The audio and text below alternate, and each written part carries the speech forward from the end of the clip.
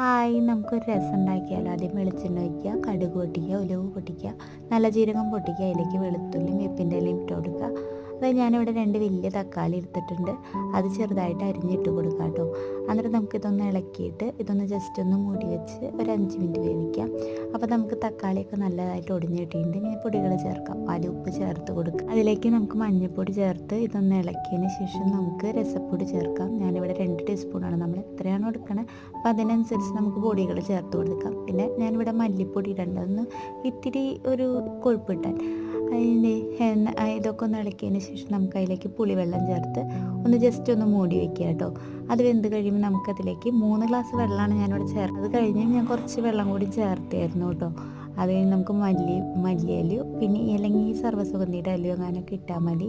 അതും മൂടി വെച്ച് വേവിച്ചാൽ നമ്മുടെ ഈ രസം റെഡി ആയിട്ടുണ്ട്. അപ്പോൾ എല്ലാവരും ഒന്ന് ട്രൈ ചെയ്ത് നോക്കുക. വീഡിയോസ് ആദ്യമായിട്ട് കാണുന്നവരാണെങ്കിൽ സബ്സ്ക്രൈബ് ചെയ്യുക.